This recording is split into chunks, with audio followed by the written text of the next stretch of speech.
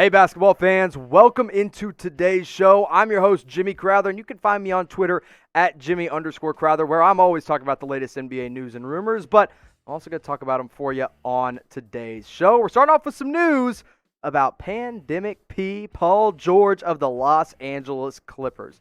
George recently signed a 4-year, $190 million extension with his Los Angeles Clippers. And he already had next year guaranteed for $35 million, so it's just an add-on to that. So now he will at least be with the Clippers for the next 5 years, but it could be 4 years. I'll tell you why here in just a moment.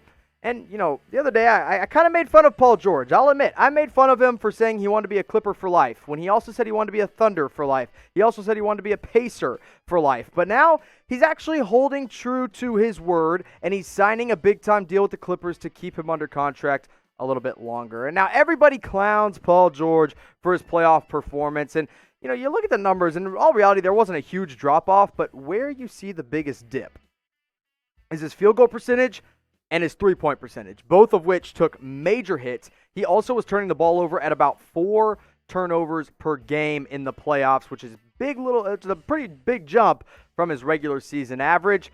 Not good for Pandemic P, but hey, he still got his money on that extension. Now, player rankings have recently been revealed, and don't worry, I'll be doing my NBA player rankings very, very soon.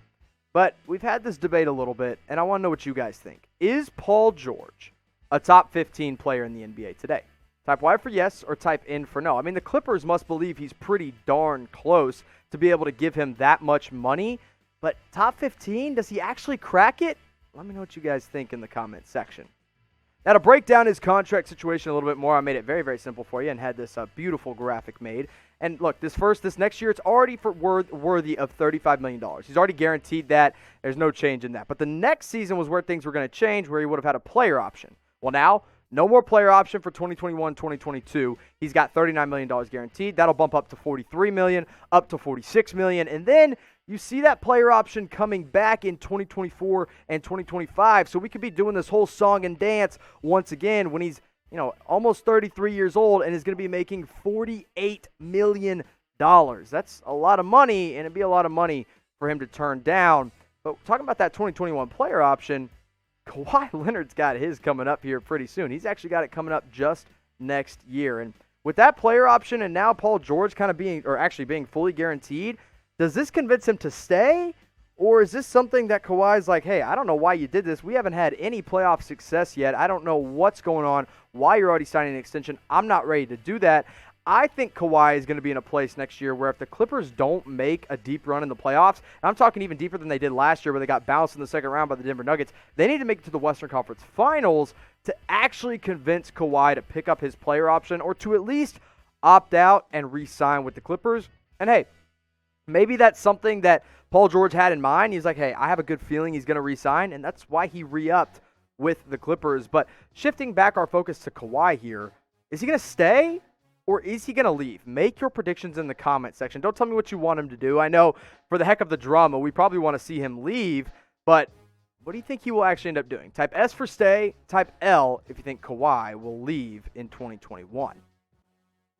James Harden of the Houston Rockets has narrowed down, or I guess I should say really expanded, the teams that he has on his preferred list of destinations. And you know, I talked about this a little while ago when I broke down on our Chat Sports channel all the teams and all the ways the James Harden could be traded from the Houston Rockets. Now, he hasn't practiced yet, and that's been a problem, and he's already starting to burn bridges with his new head coach in Steven Silas. And the latest report from Mark Stein is that the Philadelphia 76ers are being considered the favorites to land James Harden this season via trade. And now we all kind of thought it was going to be the Brooklyn Nets at first.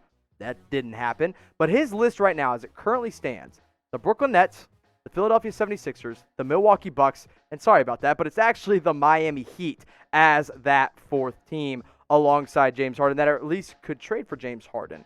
But there might be a dark horse team in the mix for Harden, and I kind of want to break them down here in just a moment because there's a lot of things that could shift and change for Harden and where he could end up. So go ahead and make your predictions. Before I tell you the dark horse team for James Harden, make your prediction right now. Where will James Harden finish the 2021 season on? Like, what team is he going to end up on? Let me know in the comment section, or if you're watching live with us right now in the live chat, where does James Harden actually go? I don't think it's going to be Houston. And now if you want to get a good stocking stuffer right now from our friends at Fanatics, go to chatsports.com/NBA mask, where you can find these masks at a great price and for whatever team or however many you need. Maybe you just need one for yourself. Maybe you got a house full of kids and you need to get one for your spouse and your kids. You can get a 4-pack as well. Chatsports.com/NBA mask. The season is here.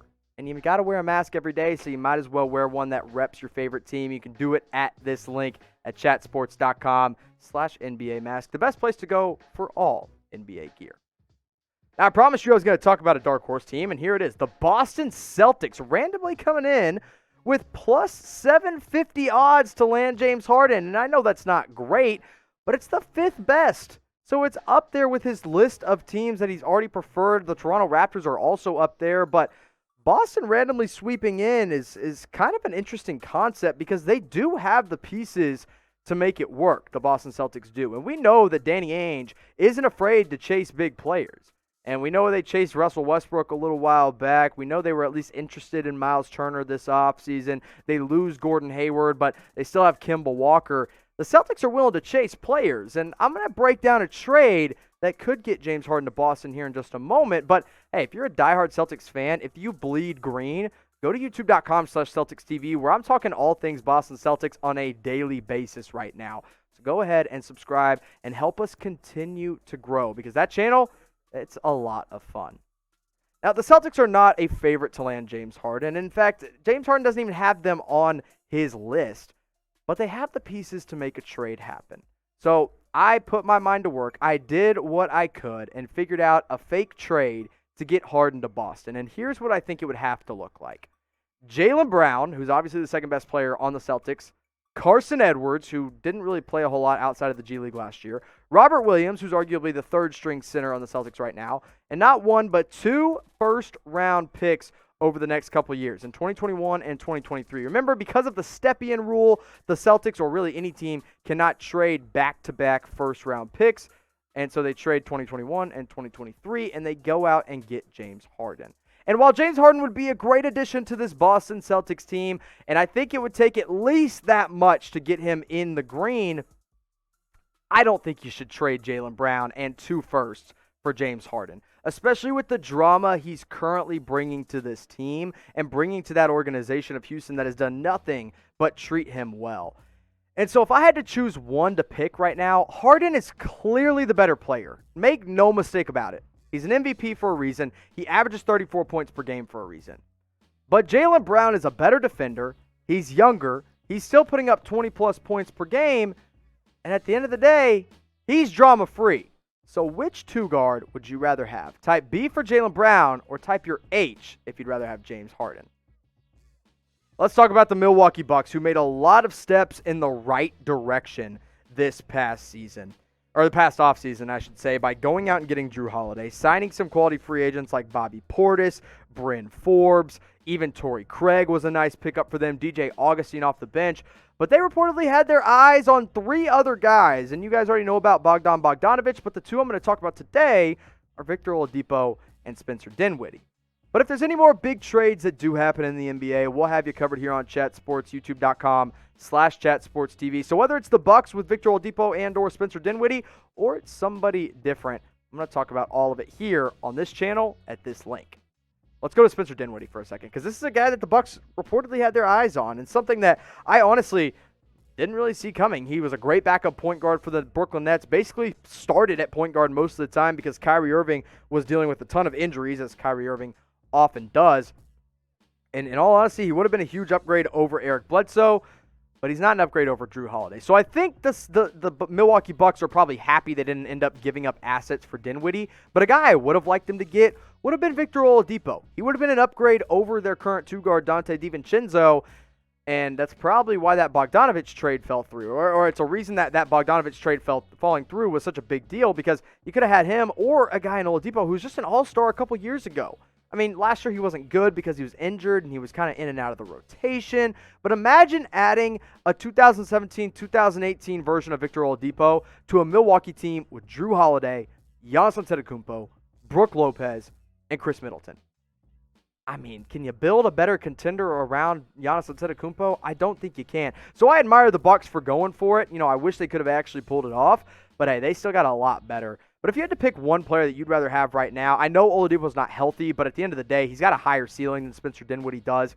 Who would you rather have? Type VO for Victor Oladipo, type SD for Spencer Dinwiddie. I think this answer is pretty simple, but people want to overthink it because I know Oladipo dealt with some injuries. So let me know who you'd rather have in the comments section.